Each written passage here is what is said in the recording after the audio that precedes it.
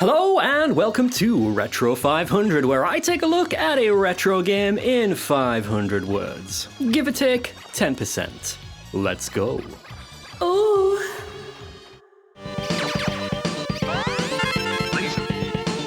This is Gradius 3. What a mess. Yeah, you've got tight controls, challenging gameplay, and a fantastic soundtrack, but it's so incredibly unsexy. Nothing about this game stirs so much as a semi, and it doesn't even let you shoot a tanuki in the bollocks. Fortunately for Konami, they got it right 5 years later when they released Sexy Parodius. Today, we're looking at the Sega Saturn port. The Parodius series was my gateway into the world of shoot-em-ups, starting with the Parodius collection on the PS1. I had no idea what the game would be like, I just liked the cover art. Needless to say, I was blown away by how colourful and crazy the games were. Not that I was any good at them. Risque imagery has always been sprinkled throughout the Parodius series, from the crab lady in Parodius Da to the laughing mermaid in Gokujo Parodius. Sexy Parodius dials this up a fair bit, but it never gets outright pornographic, and it's no worse than an average Nicki Minaj video.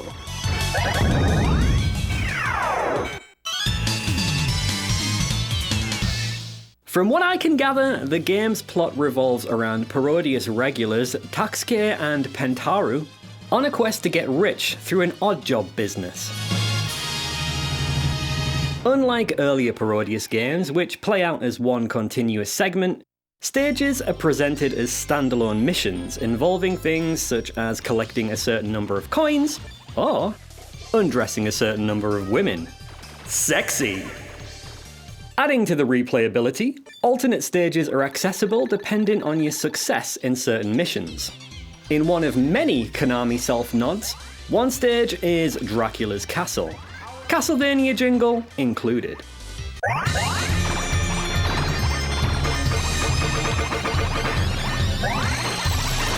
In which you need to kill a certain number of mice before facing off against Medusa and her goofy head of snakes. Speaking of bosses, other than the big bollock tanuki, the bosses in Sexy Parodius are a bit lackluster compared to previous entries, but don't worry, many of them come back for a boss rush.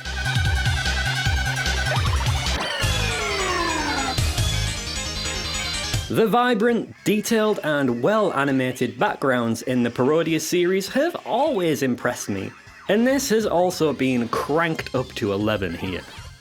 There's so much on-screen activity that you can pause at almost any point in the game and see something weird going on, like this BDSM penguin, or the individually named bathtub ladies. Hello, Catherine! It's easy to see how much love and enthusiasm went into the game. In standard Parodius fare, the soundtrack mostly consists of wacky arrangements of classical music, because what wouldn't be more fitting music for a fight against a giant penguin with a urinal on its head than Entry of the Gladiators?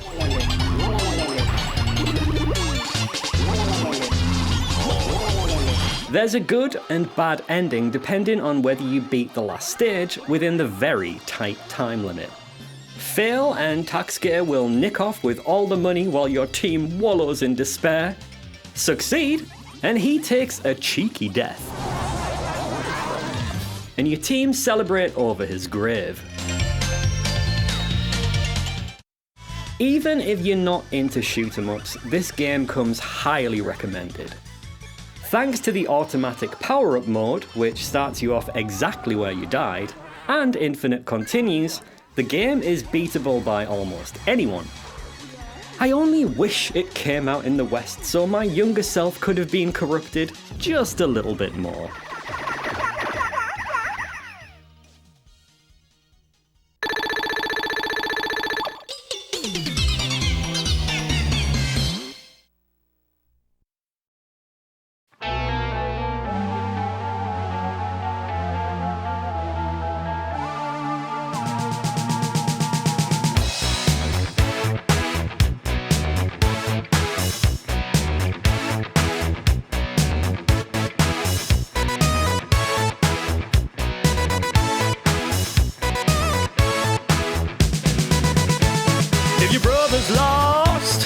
a haunted house.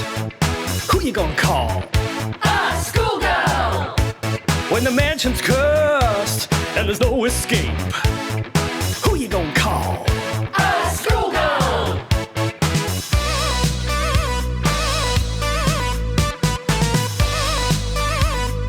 I ain't afraid of no ghost.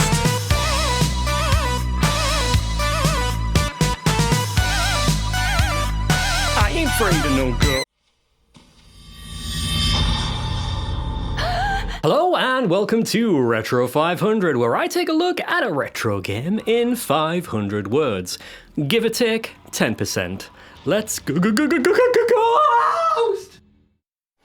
It's been 2 weeks since I last heard from my brother.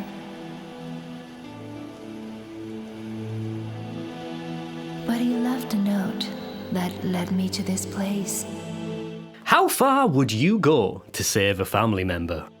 Would you follow them into a haunted mansion? Would you risk your life? Would you have their baby? Matthew. No? Well, maybe you're not as hardcore as Miku, protagonist of Fatal Frame. In the fictional year of 1986, Miku travels to the Himuro mansion in search of her sexy brother Mafuyu, who she really loves. Through a psychic bond, Miku senses that he's in danger and is barely through the door before she discovers Mafuyu's abandoned camera.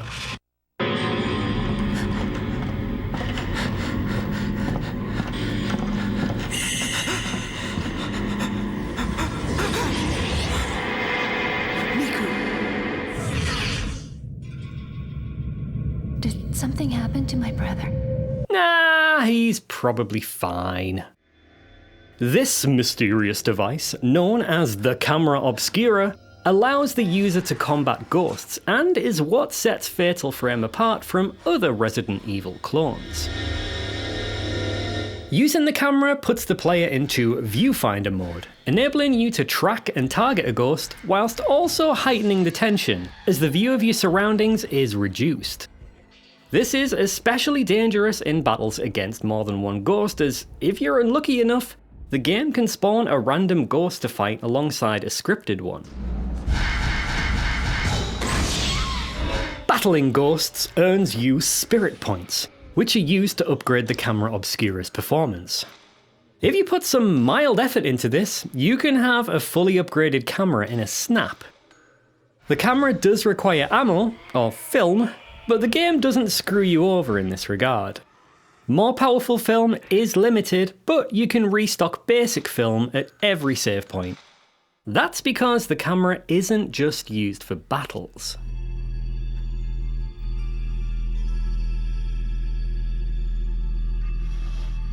Should I take a photo? While Fatal Frame does have a few keys dotted about, doors are often sealed via talismans, which can be removed by walking about 10 steps in another direction and taking a photo of something. It's more interesting than simply grabbing a key, and there's always the chance of a ghost spawning on the way! The story's told across 4 nights, each of which reveals more of the Himuro mansion's horrific past. Every night, the mansion slightly morphs until it finally resembles its state when the ectoplasm first hit the fan. Unfortunately, the pacing falters during night 2, as it's the longest one by far and features multiple battles against one of the game's most annoying ghosts.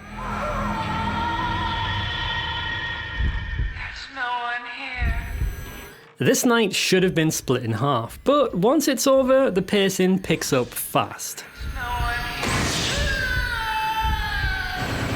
A slew of post-game content is actually one of the game's best features. Alongside some challenging missions, you can unlock Nightmare Mode, extra outfits, camera functions, and the Ghost List. Take a photo of every single ghost in the game, and the Zero function is unlocked. Fixing your camera at full charge, which is almost essential for beating Nightmare Mode, as many ghosts can drain your health bar in a flash. Ah, piss off, no!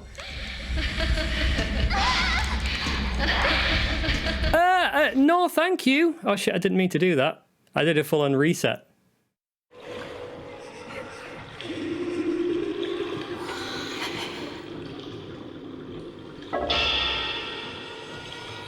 Fatal Frame's first entry is rough around the edges, but the number of mechanics still used in modern entries is a testament to its great design.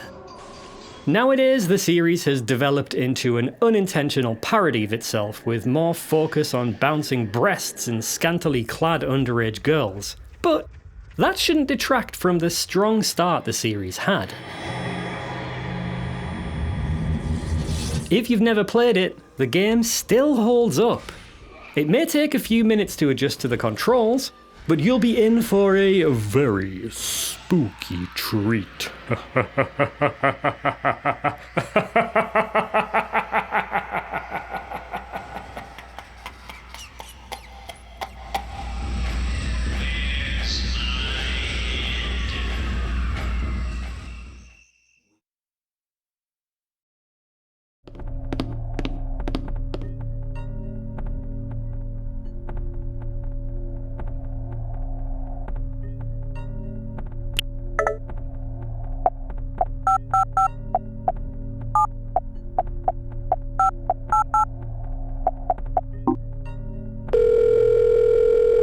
Hello and welcome to Retro 500, where I take a look at a retro game. Is this retro? It's running in 480p. Let's call it retro. Yeah, where I take a look at a retro game in 500 words, give or take 10%. Let's go. I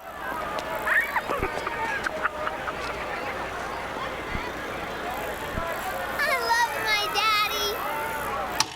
What is a reimagining?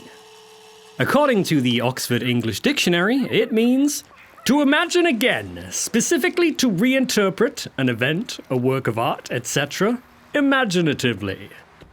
Remember that as we take a look at Silent Hill Shattered Memories, a reimagining of Silent Hill 1.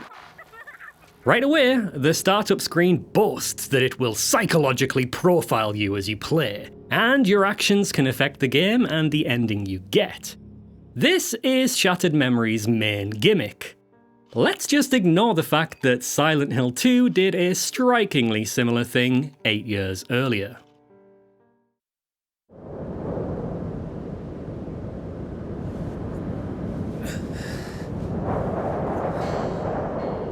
In Shattered Memories, you play as the bespectacled Harry Mason, fresh out of a car crash and on a mission to find his missing daughter, Cheryl. Chapters are preceded by psychiatric sessions with a creepy Dr. Kaufman. Sex is death. It's a leap into the void, the great loss of self, the tiger in space. Who talks mostly nonsense and has you complete fun exercises, the results of which may change the main game. Some trouble, honey? No, Lucy, this man here's just a little confused. The controls aren't dissimilar to Resident Evil 4 Wii Edition, and moving the torch with the Wiimote feels natural. Pressing B zooms in and lets Harry examine his surroundings, many of which he'll comment on. Nice dress. Depending on what you ogle, a character's appearance, a route, or an entire building can change. Sweetie, wait there. Wait for me. You have to run, Daddy. You can't fight them. Run! What? Is somebody with you? Cheryl, I'm coming to get you. It's not long before things go tits up and Silent Hill transforms into a frozen nightmare, where we meet the game's only enemy, the Rorschach. These nightmares are chase sequences where Harry must escape while avoiding the icy cuddle of death.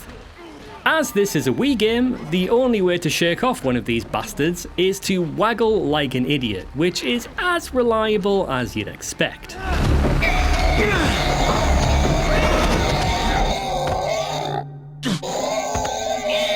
Other than lighting flares, Harry has no means to defend himself, which makes these segments extremely nerve-wracking.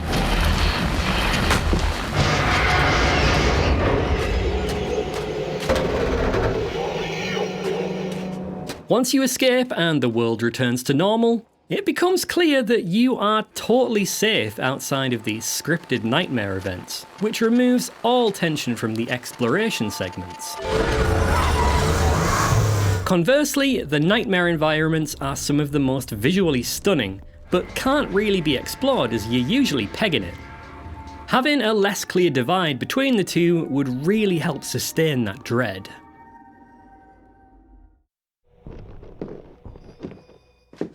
Michelle? Who the hell is Michelle? The major issue with Shattered Memories is that it's simply not a Silent Hill game.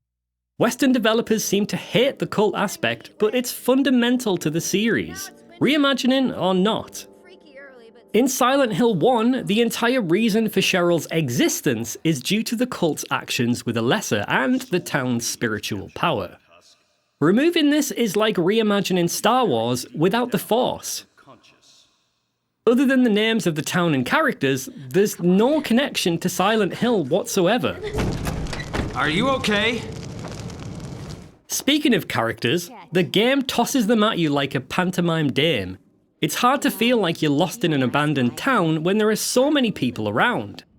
Sometimes it can feel more like an interactive drama than a survival horror game. I still love you. It can't be over. It is! You don't love me. You love the John in your head. Please. I can't listen to this. I can't do this anymore.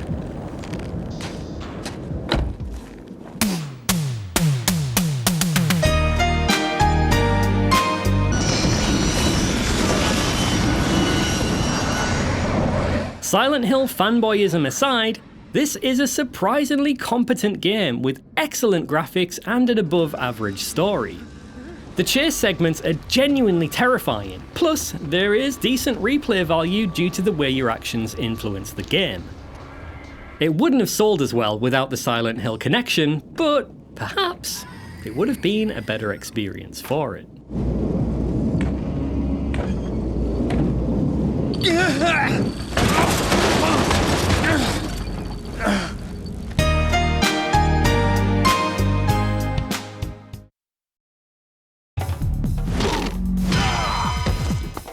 Finish him!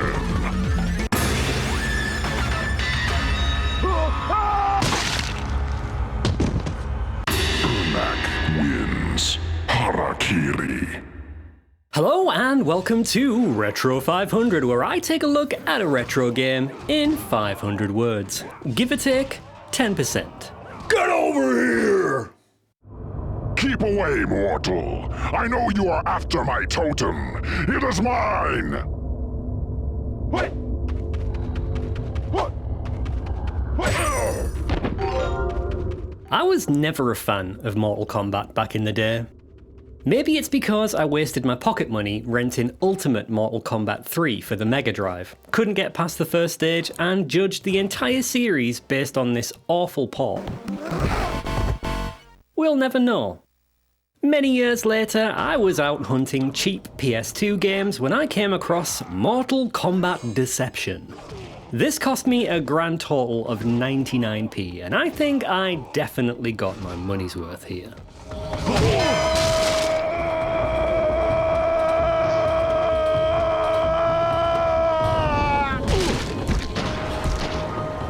Mortal Kombat Deception has a variety of gameplay options, the main one being Combat Mode, in which you climb the arcade ladder to defeat the Dragon King Onaga. Round 1. Fight!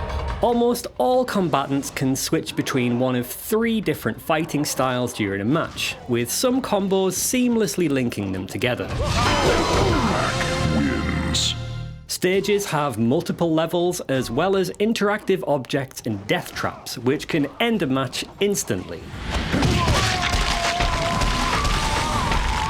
I have to say, this plays a lot better than Ultimate Mortal Kombat 3 on the Mega Drive. Another gameplay mode is Chess Combat, which, apart from taking place on a chessboard, has little in common with the game itself, and is more akin to a strategy RPG. Move a character across the board and engage in swift bouts with the enemy in order to take their square. Player 1 takes the square. This is probably more fun in 2-player mode, but it gets tiresome quickly when playing solo. Resurrected. You also have Puzzle Combat, which is a very clear nod to Super Puzzle Fighter 2 Turbo. Unfortunately, it's nowhere near as fun as its inspiration. Each stage is made up of 2 rounds and it takes far too long to build up any kind of combo chain. Sindel wins. Shang Tsung, I will win the Mortal Kombat tournament and free Earthrealm from your tyranny. Is that so? Then it seems I will need a stronger opponent to defeat the great Kung Lao. Goro, fight! The standout mode in the game, in my opinion, is Conquest, in which you play as Shujinko, a man on a holy mission to gather artifacts known as Kamidogu from all the realms in order to protect against some kind of imminent danger. This task is given to Shujinko by a spirit known as Damashi, who grants him the power to absorb other warriors' fighting styles. Throughout his quest, Shujinko will train with and transform into almost every character in the game, giving players a taste of each fighter's style. It's a great way to find out which characters are useful, such as Sub-Zero and Ermac, and which characters are literal crimes against humanity, like Bo Rai Cho.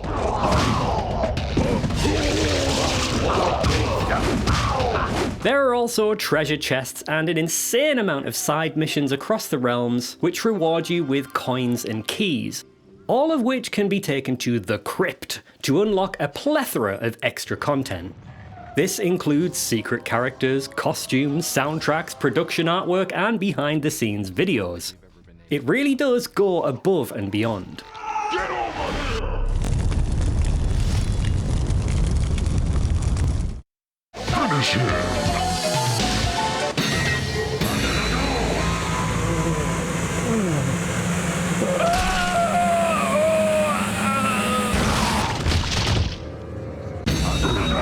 Wins.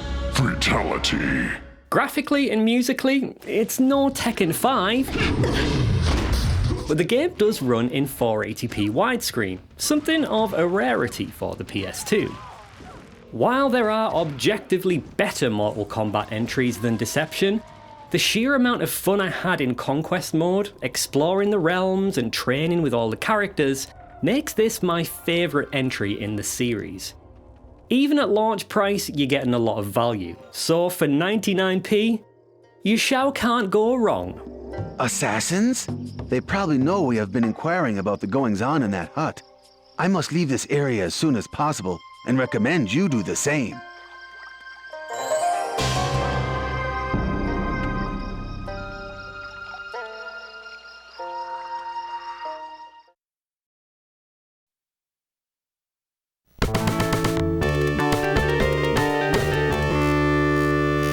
Oh, shit! Hello and welcome to Retro 500, where I take a look at a retro game in 500 words. Give or take 10%. Let's go!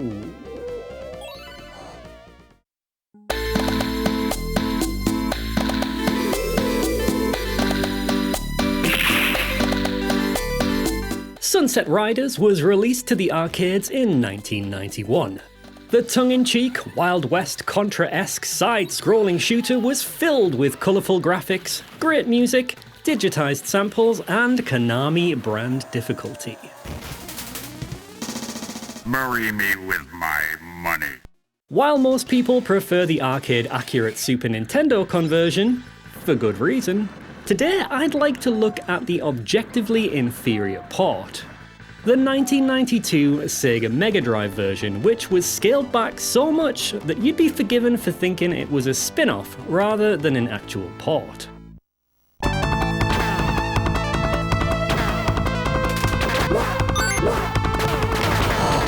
Only 2 of the original 4 characters are playable here. The revolver-oscillating Billy Cool, and the shotgun-swinging Cormano Wild.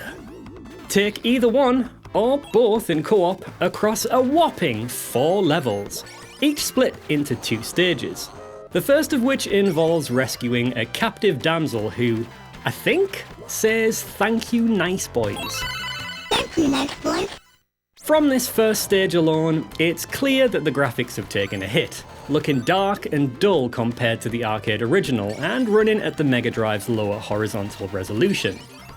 Both of these issues also affect Teenage Mutant Ninja Turtles: The Hyperstone Heist, so it's possible that this development team just wasn't confident with the hardware at the time. If the same system could later run Contra Hardcore at full width, then it could definitely handle Sunset Riders.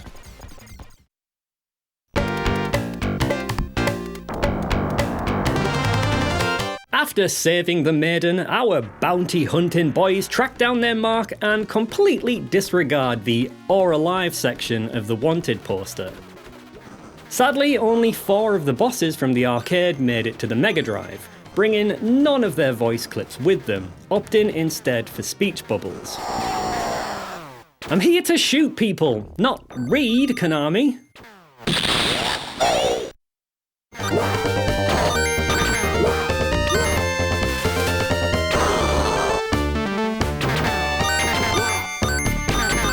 Although graphics, samples, and about 40% of the game were tragically lost on the conversion trail, the great music and difficulty were definitely not.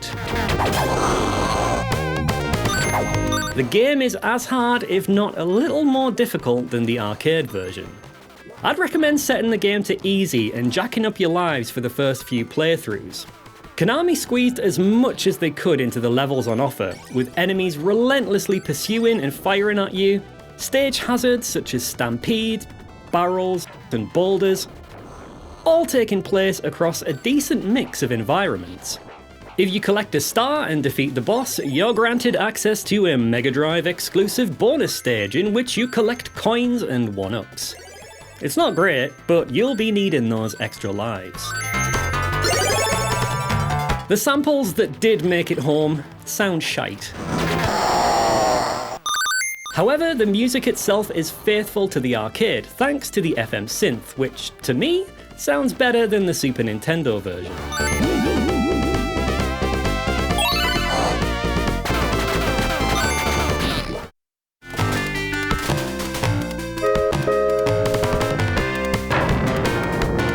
It's no secret that this is a disappointing port. My conspiracy-riddled brain would like to think that Konami was paid by Nintendo to make the Mega Drive look weak, especially when you consider what the system was capable of doing. But in some ways, I prefer this truncated version.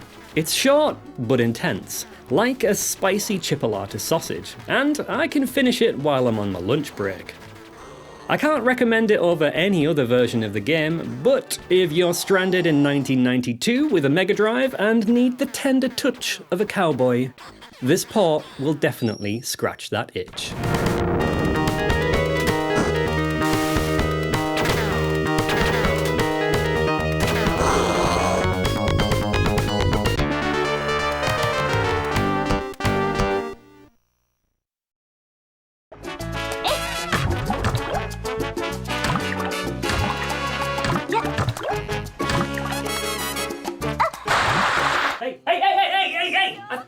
Thought I told you to knock before coming into my room. Jesus! Welcome to Retro 500, where I take a look at a retro game in 500 words. Give or take 10%. Now get out my way so I can wash my hands.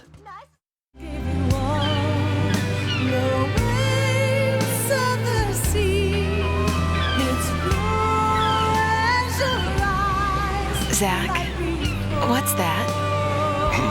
Check it out. That is my island. Say what?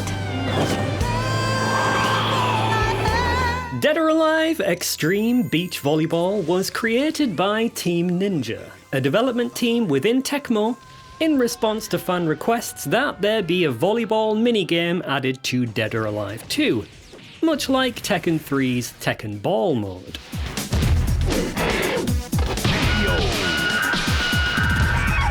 You win. Cash, whether crispy and stuck together or not, is still cash. And Team Ninja created an entire standalone game for their strong four-armed audience.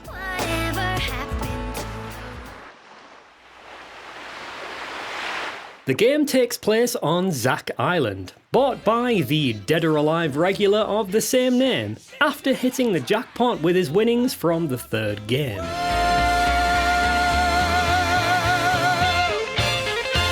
Our athletes are lured to the island under the guise of another tournament being held there, only for them to discover they've been tricked and must now spend a 2-week vacation on a tropical island. This is an outrage!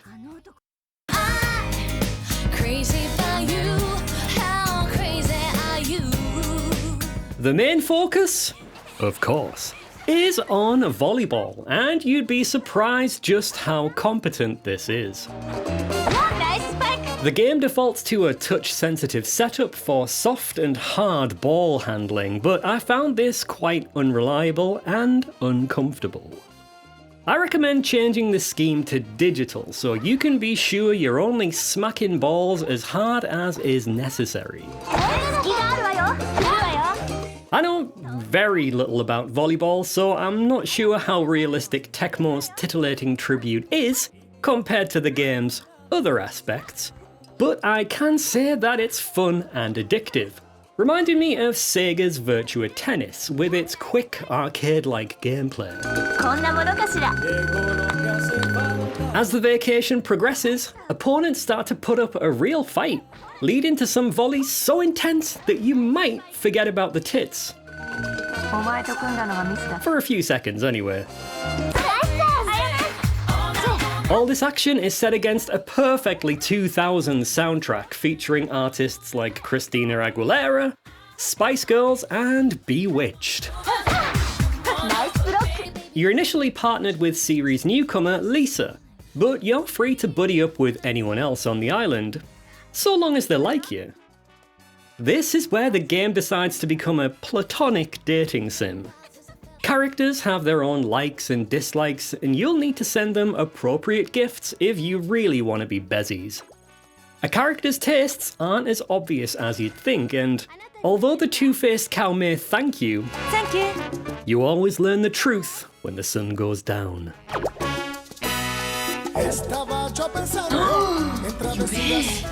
If your tired eyes need to look at something that doesn't jiggle, you can spend your evenings and money in the casino where blackjack, roulette, poker, and a slew of slot machines are available.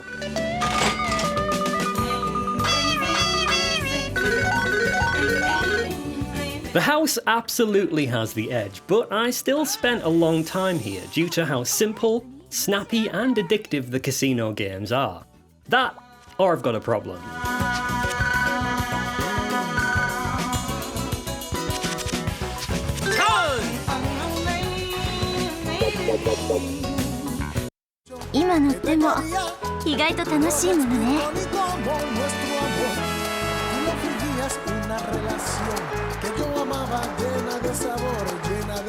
Does Dead or Alive Xtreme Beach Volleyball deserve its reputation as a shameless arse and tits game developed by and for people who have likely never touched an IRL breast?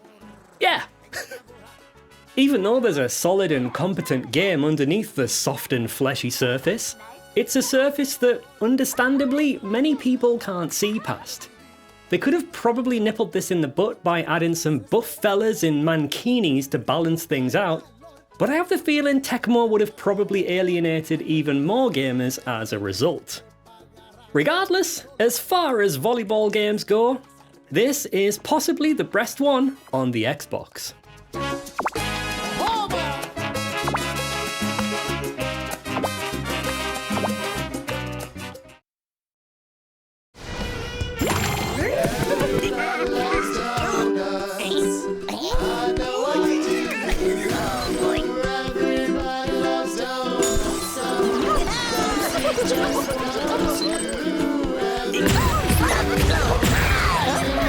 Hello and welcome to Retro 500, where I take a look at a retro-ish game in 500 words, give or take 10%. Did you know that the Xbox 360 is 18 years old? Do you feel old?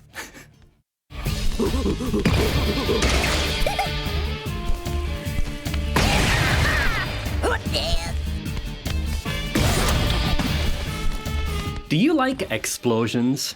Do you like men?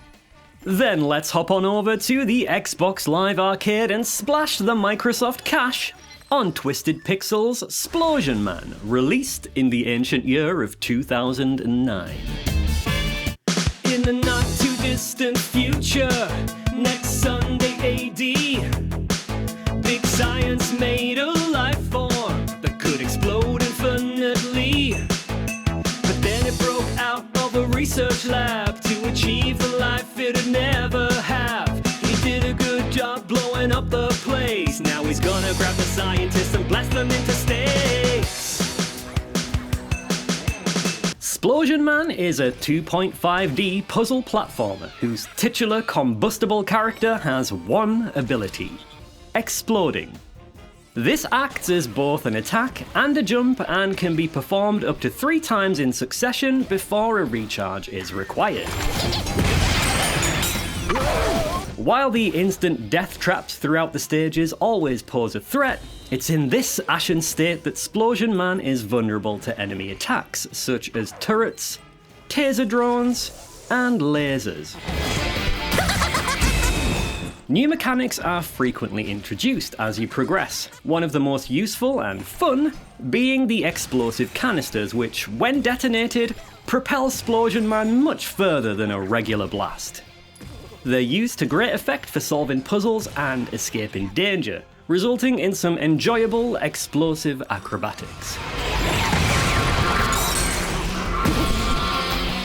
The graphics, while locked to 30 frames per second at 720p, are colourful and full of character, holding up well to this day. The animations on Splosion Man himself are like something out of a late 90s Cartoon Network pilot, and perfectly convey how absolutely mental he is. However, seeing these animations isn't always easy, as the camera likes to pull back to a ridiculous degree in order to get the current area in view. It can also pivot for dynamic effect, which can throw off your platforming.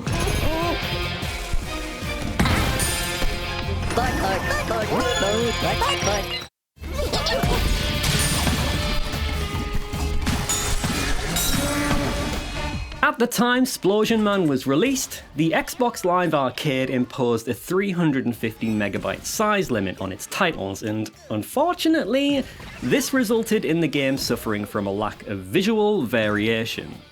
After defeating the first boss, I was ready for a brand new area, only to be greeted by a boring palette swap, which cheapens the game a little bit. The game's soundtrack doesn't have much in the way of catchy tunes, but it has a great style and gives me Pepsi Man vibes.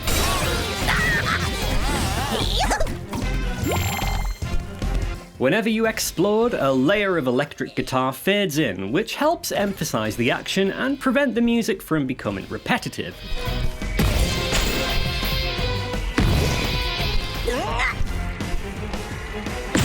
The same, however, can't be said for Splosion Man's voice clips, as his insane jabber gets annoying quickly. I'd gladly trade a mute Splosion Man for more scenery. With 50 sizable and challenging levels, you get a lot of gameplay for those hard-earned Microsoft points, though what you gain in length, you lose in girth. Even 10 levels in, mechanics start to become recycled. The biggest offender being this close-in wall trap, which loses all sense of threat after your second encounter.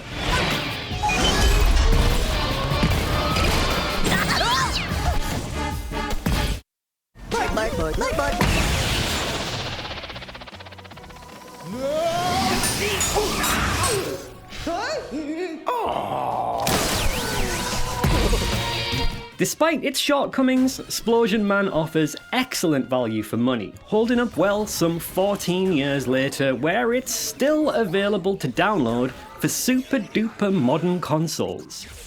Go out and buy it while you still can. I promise you'll have a blast.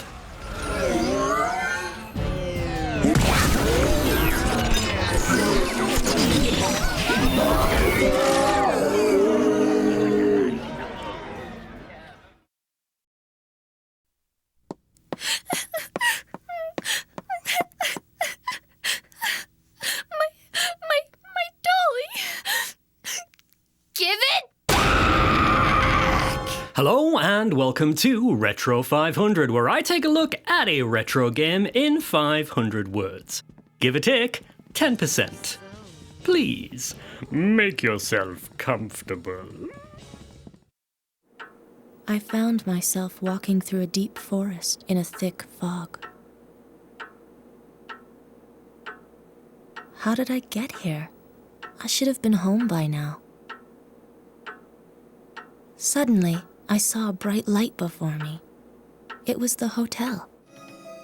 Gregory Horror Show was developed by Capcom for the PS2 in 2003 and released only in Japan and Europe. It's based on a series of Japanese CGI shorts of the same name and tells the story of a lost and confused girl, or boy, who ends up trapped in Gregory House, a hotel owned by the old creepy mouse, Gregory. Do you need a room for the night? My. You certainly do look exhausted, don't you? Upon falling asleep from exhaustion, the protagonist is visited by what is possibly the cutest ever depiction of death. Come on now, throw away all them worries. Forget about them. And is offered a chance of escape in exchange for bringing him the 12 lost souls within Gregory House. While it sounds simple, said souls are currently under the care of the mostly insane and fairly demonic hotel guests, few of whom will give them up easily. Catherine, are you listening to me? Don't worry. This time I'll make sure there's no escape! Guests roam the hotel on a Majora's Mask-esque schedule, and those in possession of a soul will usually scarper as soon as they see you. In order to figure out their weaknesses, a bit of tactical espionage action is required, and this is mostly done by peeping through keyholes.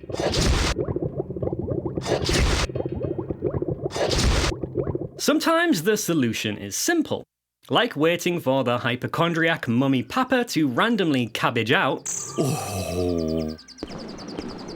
Or it can be a little trickier, like spoiling Hell's chef stew and having him furiously chase you into a drafty room, which extinguishes his flame.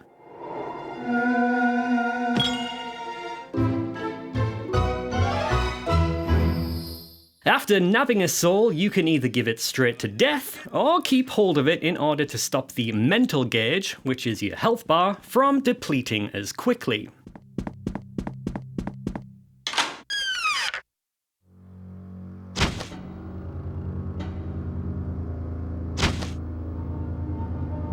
It's gone! It's gone! My soul, it's gone! That kid must have taken it. Now I'm really angry. The guests of Gregory House don't take kindly to losing their souls and will give chase as soon as they spot you. If you're caught, you'll be forced to watch a horror show, which takes a sizable chunk off your mental gauge. The doll she's looking for is me! The hotel contains a variety of hiding places such as wardrobes and tables, as well as your own room.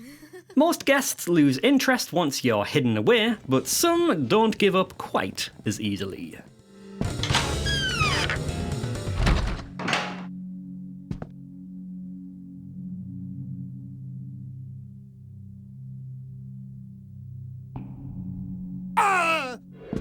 Stealth quickly becomes an essential gameplay element and makes the last half of the game extremely tense due to the sheer number of angry guests patrolling the hotel. If you're not careful, it's possible to run into so many enemies that the game can't even render them all at once. Oh no! No! Oh no! Catherine, where did you come from? The game can't even keep up with it! The graphics have aged well thanks to the game's unique papercraft style, and its low polygon count allows for some soft and atmospheric shadows. The characters are well designed, and the voice acting is just campy enough that it's a perfect fit for the game. Gregory, your mother was looking for you. What? I don't remember being summoned.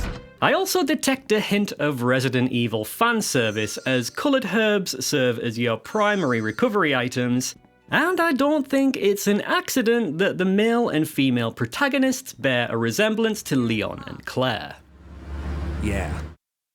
Alrighty then, let's ask the scales of truth. Which will it be, money or love? Only the scales know for sure. Judgment! Here we go! Survival horror has been around for, 2 or 3 years now? In that time, we've seen a variety of games, some sticking to their roots and others pushing the genre in new directions. In some ways, Gregory Horror Show does a bit of both. On the surface, it looks like a delightful little kids game, but spend an hour or two with it and you'll find that this is most definitely a survival horror hidden gem in Mouse's clothing. Hey, thanks a lot. Here, I'll stamp your card for you. Hey, you don't look so good. Here, this'll fix you right up. Good luck there, buddy!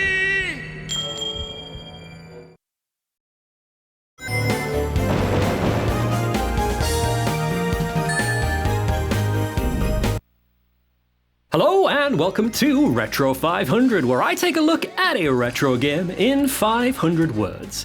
Give or take 10%. Now, are you ready for the third dimension? Oh, shit!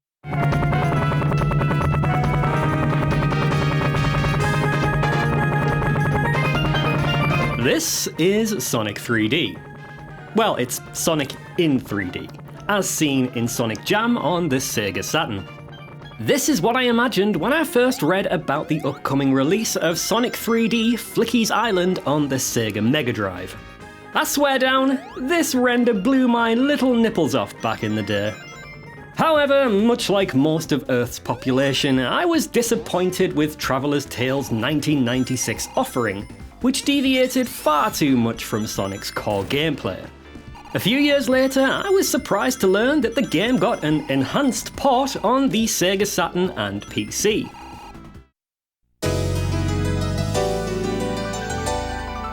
The game begins with a new opening sequence which looks slightly better than the Mega Drive original. If you look closely, you should be able to spot some differences. It also features a brand new soundtrack by Richard Jacques, who composed the unforgettable music for Sonic R. Apart from a couple of tunes, the Mega Drive soundtrack was a letdown compared to previous titles, with music that often sounded, for lack of a better word, goofy.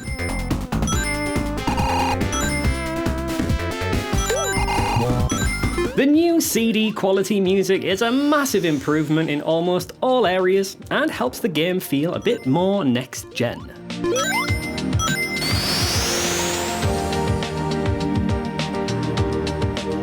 The graphical upgrades are easy to see.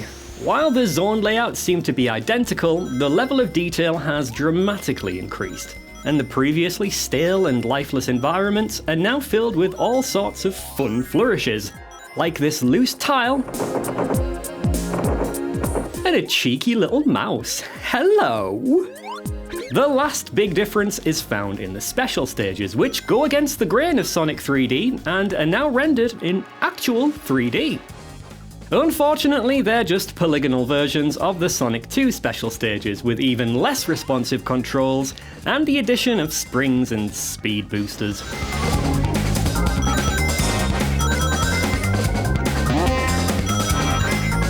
The ability to get 2 Chaos Emeralds per act has also been removed, as the second bonus round now only nets you a measly extra life. Despite the positive graphical and musical improvement, the gameplay is virtually identical to the original Mega Drive release, and because little has changed under the hood, almost all of the same criticisms still apply. Even though the Saturn has a superior D-pad, the controls feel even more sluggish, making general movement, never mind precision platforming, even more tedious. Fucking thing sucks! There is a homing attack, but this can only be performed with a specific power-up, and once this is gone, you're driving stick.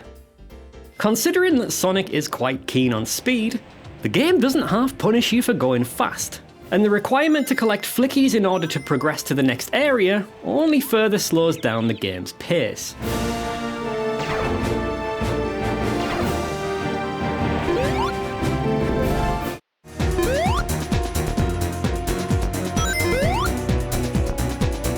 Sonic 3D Blast, or Flicky's Island, is about as 3D as Marble Madness or Desert Strike. I dare say that the special stages from Sonic 3 were more three-dimensional. The troubled development of Sonic Xtreme and the other 32-bit appearances he made showed that Sonic the Hedgehog just wasn't quite ready for the third dimension at this point. Fortunately for Sega, they got it right with Sonic Adventure on the Dreamcast, and a bad Sonic game was never released again. The end.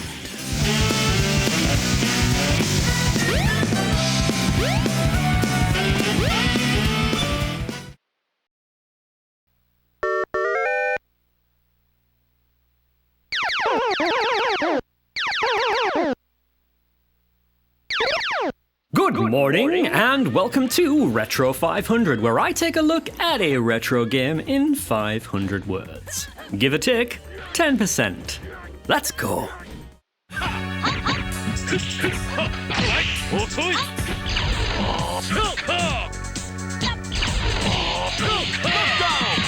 I'm a firm believer that you can thoroughly enjoy something without being particularly good at it. And that pretty much sums up my relationship with fighting games. I've loved the Tekken series ever since I got a Tekken 2 demo disc back in the mid-90s, which I played relentlessly. The character roster was limited to Jun Kazama and Lei Wulong, and my greedy ass wanted more. So that year I begged Santa for the full game, and he ended up bringing me the first one. Bastard.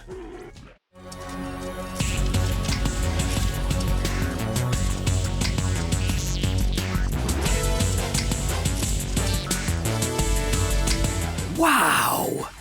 Is this real life? Arriving on the PS1 in 1995, around a year after its arcade debut, this is Tekken stripped back to its bare bollocks. No sidestepping, extra modes, or dignified character customization. Just pure limb-based fighting fun, clunky and unbalanced though it may be.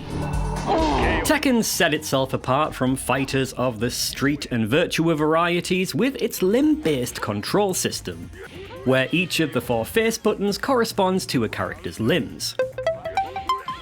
This allowed a simple but clever implementation of more realistic fighting styles like Jeet Kune Do, Karate, and Bear.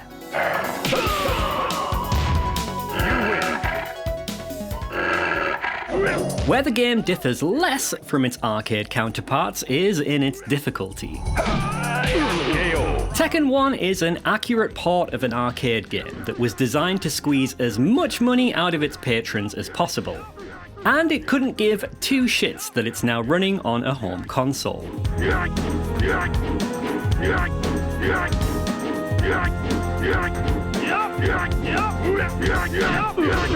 The AI is brutal and doesn't try to hide the fact that it's a dirty little cheater, able to perform one-frame ducks,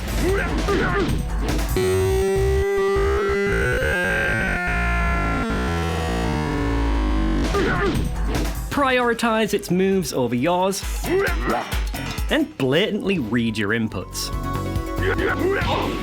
It ends up turning the single-player mode into a sort of twisted puzzle game in which you have to work out which of a character's moves will cheese the AI into submission.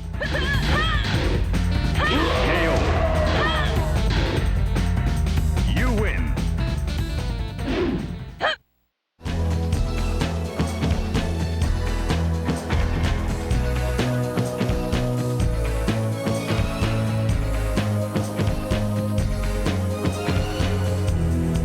Three-dimensional graphics of the mid-90s rarely age well, and Tekken 1 is no exception to the rule. The characters have knockoff action figure proportions, there's no lighting system, with shading instead being baked into the textures, and the infinitely scrolling stages feel more barren than in subsequent entries. It does, however, run at a solid 60 frames per second at a high horizontal resolution, which helps the game look crisp and feel responsive.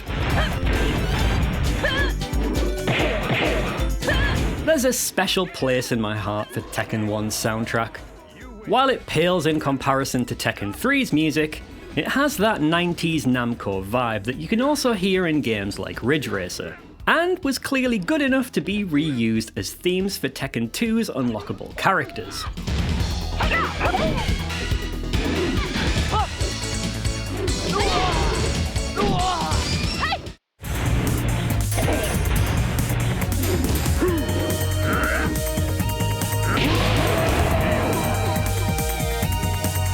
It took another 2 games before Tekken really found its feet, and outside of novelty and curiosity, there's little reason to play its first foray into the fighting game fray.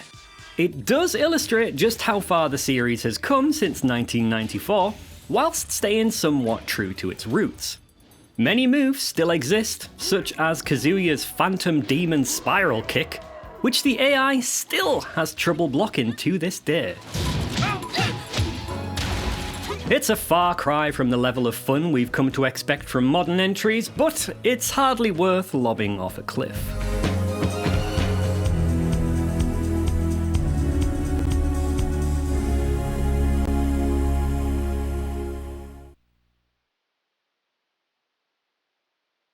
Hey, thank you so much for watching this episode of Retro 500. If you enjoyed it, please consider doing us a like, maybe even a subscribe, and you can rub my bell should you wish.